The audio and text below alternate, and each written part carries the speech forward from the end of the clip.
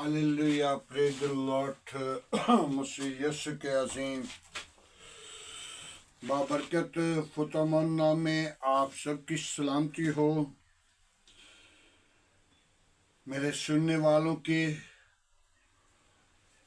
Video को share करने वालों की, और खुदा उन्हें बरकत दे, अपनी जलाल के लिए सरफराज करें।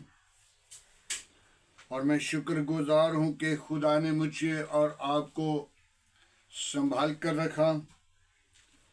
आज का कलाम हमारे लिए बरकत का बायस बने, ताकि खुदा के कलाम से हम सीखेंगे।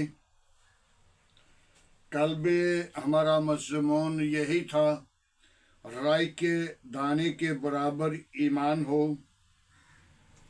तो आज भी कड़वे दाने जो हैं, कलाम मुक़द्दस हमें उनकी बाबत तमसील देता है। और यीशु अपने शागिर्दों से तमसीलों के साथ इसलिए बात करता था। अगर कलाम मुक़द्दस को तमसीलों में लिखा जाता तो हमसे उठाया ना जाता। यीशु ने हमें तमसील समझाने के लिए कलाम मुक़द्दस को बयान किया। तो आइए कलाम मुक़द्दस से हम गौर करेंगे, सीखेंगे। मत्ती रसूल की मार्फत लिखी गई अंजील उसका 13 बाब उसकी 40 आयत है। आज जिसे उसने जमा करने के लिए उस आग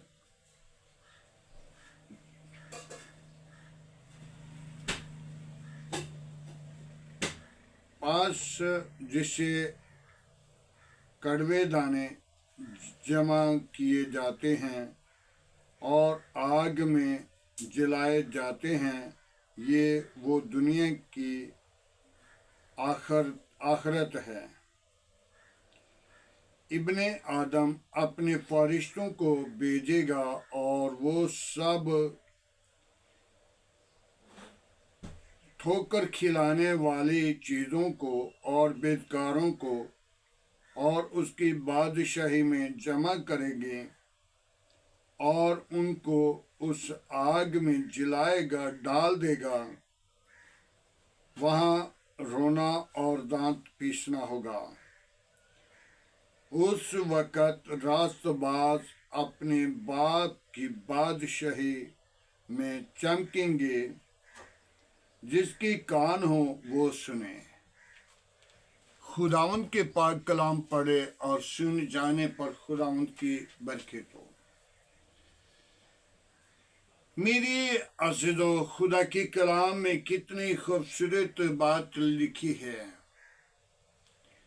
कड़वे दाने जो हैं, फरिश्ते उनको जमा करेंगे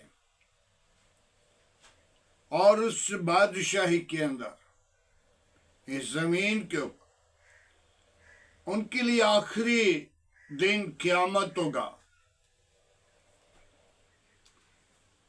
मेरी अज़ीज़ो, क़यामत का आखिरी दिन जब खुदा अपने फरिश्तों को भेजेगा और वो फरिश्ते जो कड़वे दाने हैं उनको जमा किया जाएगा और कड़वे दानों के पुले जो हैं वो लग बांध दिए जाएंगे और उनको उस आग में जलाया जाएगा जो बुझने की नहीं, और उसके साथ बेदकारों को भी जमा किया जाएगा। क्योंकि बेदकार और गुनाहगार और कड़वे दाने ये सब आग की चील में, हो सकता है मैं भी उनमें शामिल हूं, क्योंकि मैं इतना रास्तबाज तो नहीं, क्योंकि मैं सोचूं कि मैं बड़ा रास्तबाज हूं। रास्तबाजी अपनी जिंदगी के अंदर लाना शुरू करें। जो राष्ट्रवाद हैं वो भी, उनके दरमियान भी कड़वे दाने हैं।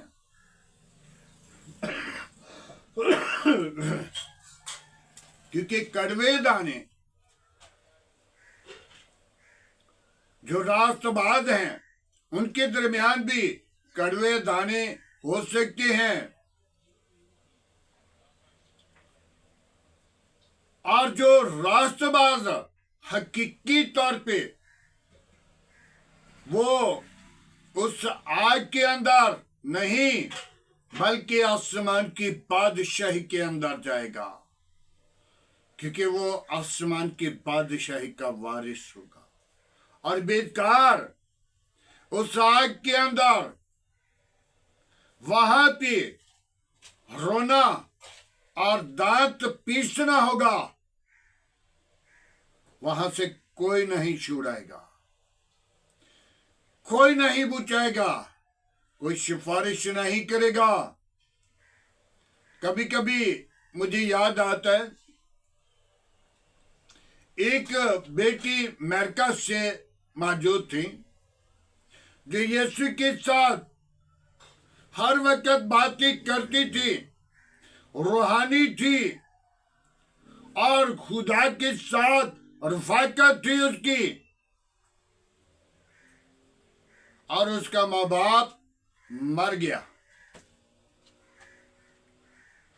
एक दिन कहने लगी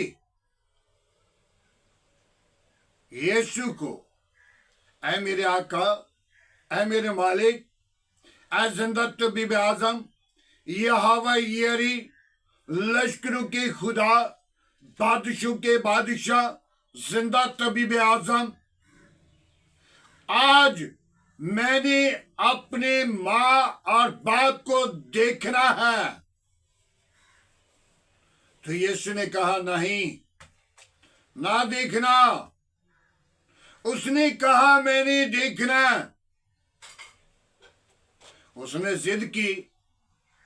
यीशु ने कहा अच्छा चलो कोई बात नहीं, देख लेना। कल 12 बजे तूर के पहाड़ पे तूने आना होगा। जब दूसरे दिन 12 बजे वो बेटी भी और यीशु भी तूर के पहाड़ पर मौजूद थे, और यीशु ने ऐसे बाजू किया, देख वो दरवाजा खुल गया और वहां पे आवाजें बड़ी बड़ी चिल्लाकर, हमें बचाओ, हमें बचाओ, हमें बचाओ। और बेटी के माँ बाप ने जब देखा तो वो सोचने लगे कि हमें बचाने के लिए हमारी बेटी यीशु मसीह को साथ लेकर, सिफारिश लेकर, मोहब्बत लेकर आई है, निकालने के लिए, यहां से छुड़ाने के लिए। तो जब इतनी बात हुई, वो भागकर दरवाजे के करीब आए और यीशु ने हाथ को पीछे कर लिया और वो दरवाजा बंद हो गया। आज इस जमीन पर रहकर हम अपनी कड़वाहट को या अपनी गुनाह को या अपनी खुदी को या अपनी बदकारी को मिटा सकते हैं। जब कब्र के अंदर चले गए या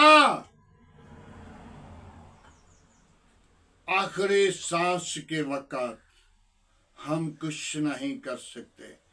चलते फिरते और अपनी गुनाह का इकरार करते और अपनी खुदी का इनकार करें, अपनी गुनाह को तर्क करें, अपनी जिंदगी को बहाल करें। ये ना समझें कि मैं बड़ा ही कड़वा था। कड़वे दाने बेकार जमा किए जाएंगे, उनको साग में जलाएगा जो बुझने की नहीं। मत्ती की इंजील उसके 3 बाब में बड़ी खूबसूरत बात लिखी है। मेरा ख्याल कह रहे कि 12 आयत होगी, चले मैं देख लेता हूं। उसमें लिखा हुआ है, उसका छाज उसके हाथ में है और वो अपनी खुलियान को खूब साफ करेगा। जी 12 आयत है। उसका छाज उसके हाथ में है और वो अपनी खुलियान को खूब साफ करेगा और गोही को उस खिते में मगर बुझी को उस आग में जलाएगा जो बुझने की नहीं। मेरे अजीजों, आज हमारे पास मौका है, आज हमारे पास वक्त है, आज हमारे पास सांस है, आज हमारे पास नॉलेज है। आज हम सोच लेते हैं, आज हम परख लेते हैं, आज हम जान लेते हैं, लेकिन कलामे मुक़द्दस के अंदर एक बड़ी खूबसूरत बात लिखी है, जिस किसी के कान हो वो सुने। कान तो सभी के हैं, कान सभी के हैं, लेकिन एक कान से सुनते हैं और दूसरे से निकाल देते हैं। शैतान की बात कितनी जल्दी से सुनते हैं, क्योंकि वो शैतान का मंसूबा है, शैतान का किरदार है। शैतान चाहता है कि इस काम में हलाक हो जाए, और शैतान किसी की तरफदारी नहीं करता। शैतान की तरफदारी करेगा क्योंकि वो अपने भाइयों को मुलव्वस करेगा, मिटाएगा। आज हमें जरूरत है हम अपनी जिंदगी को बहाल करें, तौबा करें, ईमान लाएं और निजात पाएं और जिंदगी पाएं, कड़वे ना रह जाएं। जब कड़वे रहेंगे तो फिर आसमान की बादशाही आपकी नहीं। बीज बोने के लिए इब्ने आदम ने बीज बोया है। इब्ने आदम खुदा है। आदम को उसने अपने हाथों से खलक किया। इब्लीस ने आकर माई हवा को गुमराह किया। जो कड़वे दाने बीज बोए गए, आज हम अपने आप को तैयार करें, क्योंकि हवा ने इब्लीस की बात को सुन लिया, शैतान की बात को सुन लिया और खुदा की बात को, हुक्म को रद्द किया, पीछे किया। और एक गुनाह था। हमारे तो कितने गुनाह हैं। हम अपने गुनाहों को शुमार करें तो हमारे सर के बाल, बदन के बाल, उससे ज्यादा गुनाह है जो हमारे जिंदगी के अंदर है। मत सोचें कि मैं अपने आप को पाक साफ पेश करता हूं। जो अपने आप को पाक साफ पेश करते हैं वो धोखा अपनी जिंदगी को देते हैं, वो धोखा दे रहे हैं। मेरे अज़ीज़ों, खादमों के अंदर भी गिराने वाला इब्लीस मौजूद है। इब्लीस गिरा देता है। नबियों को नहीं उसने जोड़ा, अंबिया को नहीं जोड़ा। यीशु खुद खुदा जो इस जमीन पर इंसान का रूप लेकर आया, उससे बाज नहीं आया। बेशुमार उसको गिराने के लिए उसने बहाने किए, उसने बड़े जाल बिछाए, लेकिन यीशु ने उसकी सिरी को कुचल दिया, मचल दिया, उसे सामने नहीं ठहर सका। फिर इस शैतान ने क्या किया? उसकी कब्र के सामने भारी पत्थर इंसानों से रखवा दिया। फिर यीशु पताल में उतरा और पताल के भी दरवाजे यीशु ने खोल दिए और इस जमीन